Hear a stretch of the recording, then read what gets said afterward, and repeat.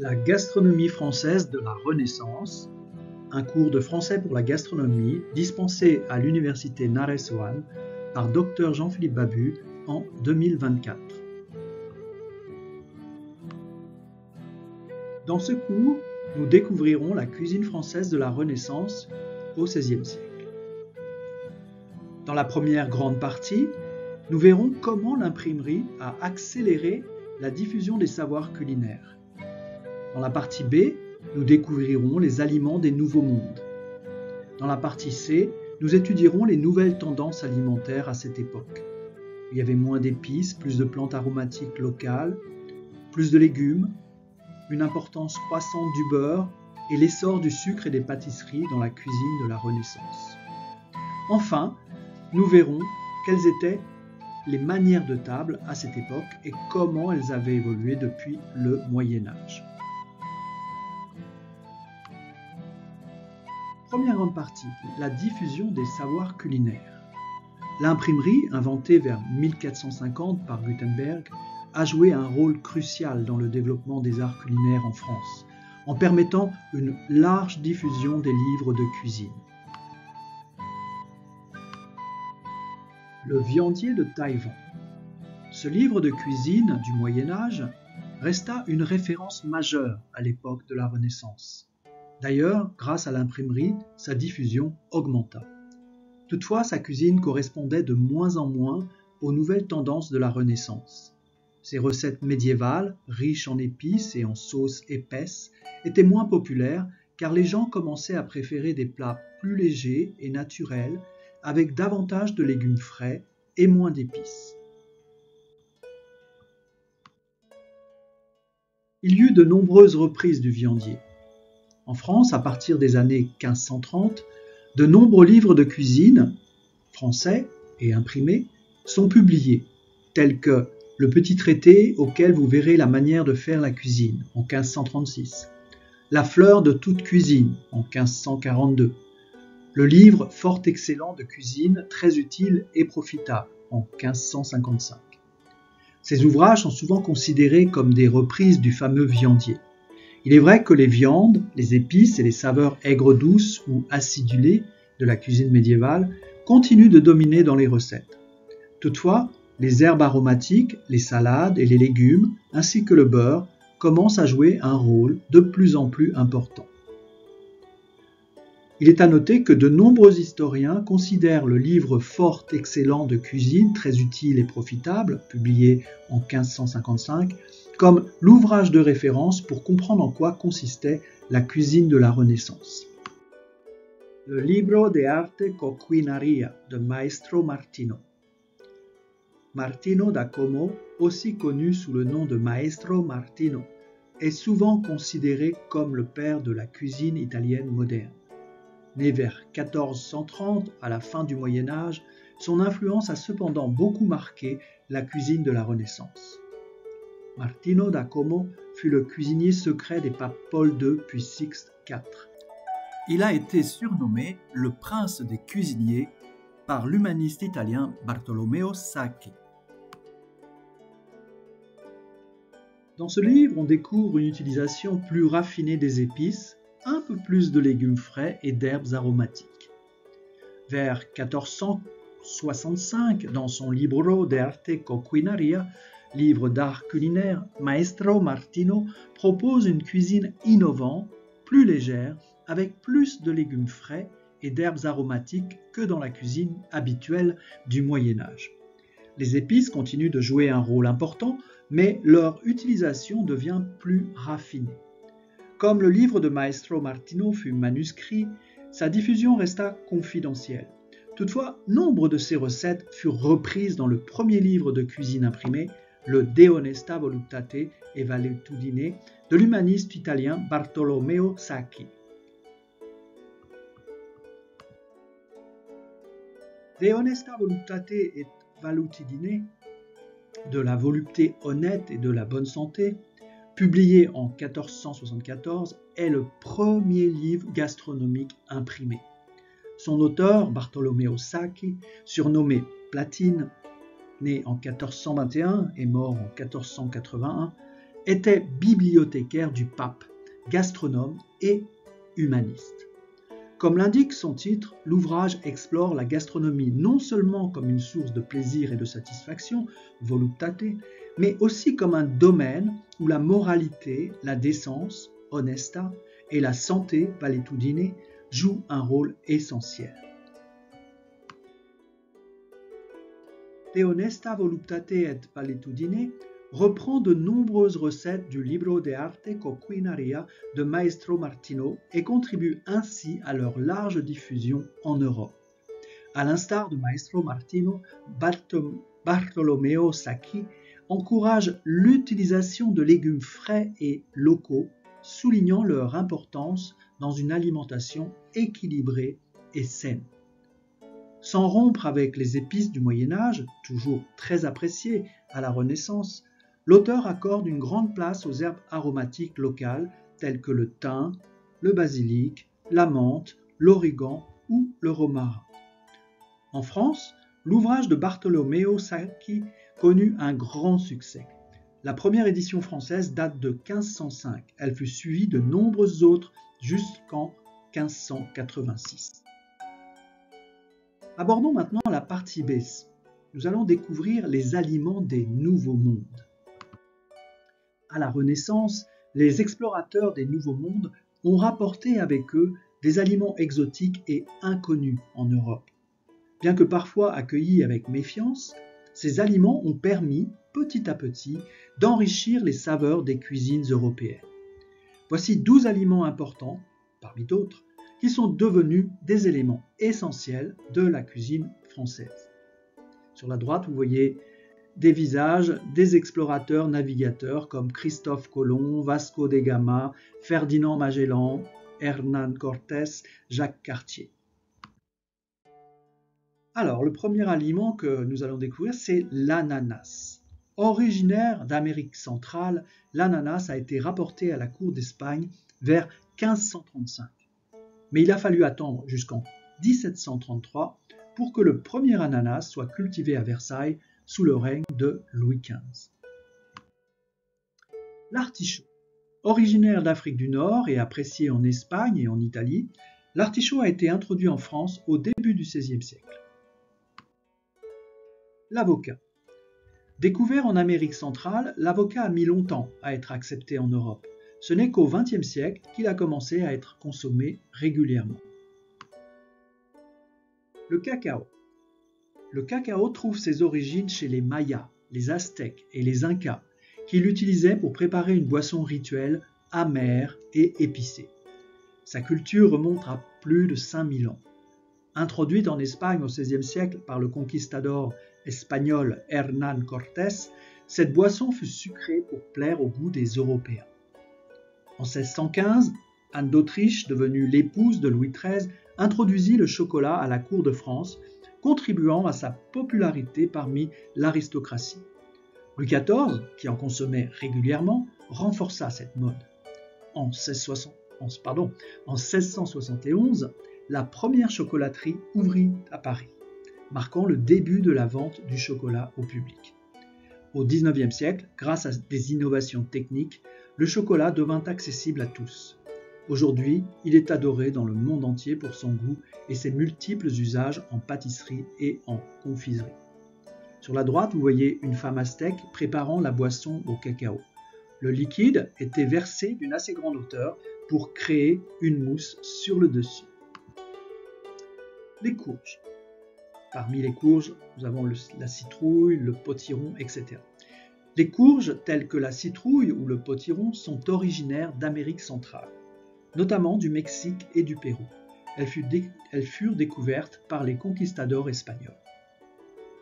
En Europe, au Moyen-Âge, il existait une variété de courges appelée courge calebasse ou gourde et qui servait à fabriquer des gourdes à boire, la fameuse gourde du pèlerin. La dinde. Originaire d'Amérique du Nord, la dinde était très prisée des Aztèques qui en faisaient l'élevage et la servaient à la table des rois. Elle fut ramenée en Europe grâce aux conquistadors espagnols en 1520. Croyant être en Inde, ils les appelèrent poules d'Inde. C'est pourquoi on leur donna en France au XVIIe siècle le nom de dinde. Du fait de sa viande délicate, la dinde est devenue populaire parmi les aristocrates qui considéraient les oiseaux comme une viande noble. Le haricot. Le haricot fut introduit en Europe par Christophe Colomb, qui le découvrit à Cuba lors de son premier voyage en 1492. En Europe, il fut d'abord cultivé pour ses graines dès le début du XVIe siècle. Les Italiens commencèrent à aimer les jeunes gousses fraîches de haricots seulement vers la fin du XVIIIe siècle, ce qui donna naissance aux haricots verts. Le maïs. Le maïs était l'aliment de base des Mayas, des Aztèques et des Incas. Le nom Maya lui-même signifie « peuple du maïs » en langue nahuatl, parlé par les Aztèques. En 1492, Christophe Colomb le découvrit à Cuba et il le rapporta en Europe dès 1493. D'abord appelé blé d'Inde, le maïs fut vite adopté en Europe, grâce à sa ressemblance avec le riz et le blé. Le piment. Le piment fut découvert par Christophe Colomb en 1492 à Cuba. Il fut cultivé en Espagne dès 1526 et arriva au XVIIe siècle dans le Languedoc et le Pays basque français, où l'on cultive encore aujourd'hui le piment d'Espelette. Ce dernier est même protégé par une appellation d'origine contrôlée, AOC, ce qui garantit sa qualité et son terroir unique. Espelette est un village du Pays basque français célèbre pour son piment. Introduit au XVIIe siècle, le piment d'Espelette est maintenant un ingrédient important de la cuisine basque. Chaque automne, la ville organise la fête du piment, attirant de nombreux visiteurs. La pomme de terre. La pomme de terre vient de la cordillère des Andes, actuelle Bolivie et Pérou. Elle était avec le maïs un aliment de base pour les Incas qui l'appelaient papa. Les Espagnols l'ont introduite en Europe dans les années 1530 et l'ont appelée patata, ce qui a donné le terme français, familier, patate. Au départ, la pomme de terre n'était pas bien acceptée en France. On pensait qu'elle causait des maladies et dégradait les sols. Cependant, au XVIIIe siècle, le pharmacien Antoine Parmentier a prouvé ses bienfaits et en 1772, la faculté de médecine de Paris a déclaré qu'elle était sans danger pour la consommation.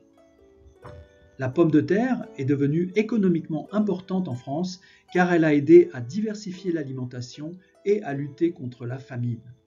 Aujourd'hui, la pomme de terre est un des légumes préférés des Français. Elle est consommée de nombreuses façons, sous la forme de frites, de chips, de gratins, de purées, à la vapeur, etc. La tomate. La tomate est originaire d'Amérique du Sud et était cultivée par les Aztèques au Mexique actuel où elle était appelée xitomatl. Introduite en Europe au XVIe siècle par les Espagnols, elle fut appréciée comme plante ornementale, mais longtemps considérée comme toxique. En France, la tomate ne commença à être vraiment consommée qu'à la fin du XVIIIe siècle. Au XIXe siècle, elle se répandit petit à petit dans toute l'Europe, principalement cuite, notamment en sauce et en plats comme la ratatouille. Ce n'est qu'au début du XXe siècle que la tomate commença à être consommée crue, devenant un ingrédient courant dans les salades et autres plats. Aujourd'hui, la tomate fait partie des légumes les plus consommés dans le monde. Enfin, la vanille. La vanille est une orchidée originaire d'Amérique centrale qui était utilisée par les peuples comme les Aztèques dans des boissons au cacao.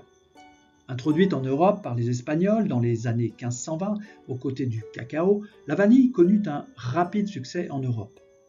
Sous le règne de Louis XIV, la vanille parfumait le cacao et des desserts de plus en plus nombreux comme le millefeuille ou la glace à la vanille, inventés au XVIIe siècle. Voyons maintenant les nouvelles tendances alimentaires de la Renaissance. À la Renaissance, en France, les épices étaient encore très appréciées, mais on les utilisait de manière plus modérée et raffinée. L'intérêt pour les plantes aromatiques augmentait. Il n'y avait pas de rupture avec la cuisine médiévale, mais une transition. Les herbes aromatiques étaient aimées non seulement pour leurs propriétés médicinales, mais aussi pour leur fraîcheur et leur capacité à ajouter des arômes subtils au plat. Ici, vous voyez sur la droite plusieurs herbes aromatiques, l'aneth, le basilic, le cerfeuil, l'estragon, le laurier, la ciboulette, le romarin, la sauge, le persil, le thym. La cuisine de la Renaissance fit un usage de plus en plus important du beurre. À partir de la Renaissance, les sauces acides du Moyen Âge, faites avec du vinaigre, du vin blanc ou du verjus, commencèrent à inclure du beurre ou de la crème. Autrefois considérés comme la graisse des pauvres, les produits laitiers remplacèrent progressivement le saindoux et le lard. Le beurre, déjà largement utilisé en Flandre, en Normandie ou en Bretagne, devenait progressivement une caractéristique clé de la cuisine française. La cuisine de la Renaissance donna une importance beaucoup plus grande au sucre et aux pâtisseries. En France, la cuisine médiévale favorisait les saveurs acides. Le sucre, qui était une épice rare et très coûteuse, était utilisé principalement comme un médicament. À la Renaissance, le sucre devint un aliment très prisé, du début à la fin des repas. Le goût pour le sucré salé était fort. Les aristocrates demandaient à leurs cuisiniers d'en saupoudrer viandes et poissons. Le goût pour les confiseries et les desserts sucrés se renforça, et les tables aristocratiques de la Renaissance se couvrirent de sabayons et de macarons, de sorbets et de crème glacée, de confitures et de pâtes de fruits, de fleurs et d'écorces de fruits confites, de nougat, de frangipane ou encore de meringues et de pâtes d'amandes. Enfin, nous allons aborder l'évolution des manières de table. Pendant la Renaissance, les manières de table connurent une évolution considérable, influencée notamment par des auteurs humanistes tels qu'Érasme. L'apparition de l'assiette. Au Moyen Âge, les assiettes n'existaient pas encore. On se servait plutôt de tranchoirs, souvent des morceaux de pain rassis ou des plaques en bois ou en métal. En France, c'est à la Renaissance qu'apparurent les premières assiettes. Initialement réservées aux banquets somptueux des aristocrates et des bourgeois, les assiettes en céramique, en métal ou en verre étaient non seulement des ustensiles pratiques, mais aussi des symboles montrant un statut social élevé. Dans les classes sociales moins aisées, les tranchoirs, les bols et les écuelles en terre cuite ou en bois étaient encore couramment utilisés. Ce n'est qu'au XVIIIe siècle, avec l'avènement de l'industrialisation et l'amélioration des techniques de fabrication, que l'assiette devint accessible à une grande partie de la population. À la Renaissance, on mange encore avec les doigts. Des preuves de l'usage de la fourchette en France existent dès le XIVe siècle. Toutefois, contrairement à son usage moderne, la fourchette, qui n'avait que 2 dents, servait alors à piquer les aliments pour les amener à soi, pas pour les porter à la bouche. Les Français préféraient utiliser leurs doigts, par tradition, mais aussi par crainte de l'Église, qui voyait la fourchette comme un instrument du diable. Au XVIIe siècle, Louis XIV mangeait toujours avec les doigts. Ce n'est qu'après Louis XIV que la fourchette évolua, passant de 2 dents à 3 puis à 4 dents, permettant ainsi de piquer et de ramasser la nourriture avant de la porter à la bouche, comme une cuillère. Les manières de table selon Érasme. En 1530, l'humaniste néerlandais Erasme de Rotterdam publia en latin un ouvrage intitulé De civilitate morum puerilium, qui peut être traduit en français par De la civilité des enfants. C'est un manuel de savoir-vivre destiné à l'éducation des enfants. Erasme y consacre un très long chapitre aux manières de table. Traduit dans de nombreuses langues européennes, cet ouvrage connut un très large succès. Erasme insiste sur l'importance de la politesse et du respect envers les autres. Ses recommandations visent à promouvoir une éthique de la convivialité et à encourager des comportements appropriés lors des repas. Voici quelques règles extraites du De civilitate morum puerilium d'Érasme. Ne t'assois pas sans t'être lavé les mains. Poser un coude sur la table n'est excusable que pour un vieillard ou un malade. Il est discourtois de lécher ses doigts graisseux ou de les nettoyer à l'aide de sa veste. Il vaut mieux se servir de la nappe ou de la serviette. Lécher à coups de langue le sucre ou toute friandise restée attachée à l'assiette, c'est agir en chat et non en homme. Il est malpropre de ramener du fond de la gorge des aliments à demi mâchés et de les remettre sur son assiette. Ce ne sont que quelques exemples. Je vous invite à les découvrir. Cet ouvrage est disponible en ligne. Vous pouvez y découvrir toutes les règles et toutes les convenances conseillé par Erasme dans son ouvrage. Voilà, ce cours sur la cuisine de la Renaissance est terminé. Je vous remercie de votre attention et je vous dis à la leçon prochaine. Merci bien, au revoir.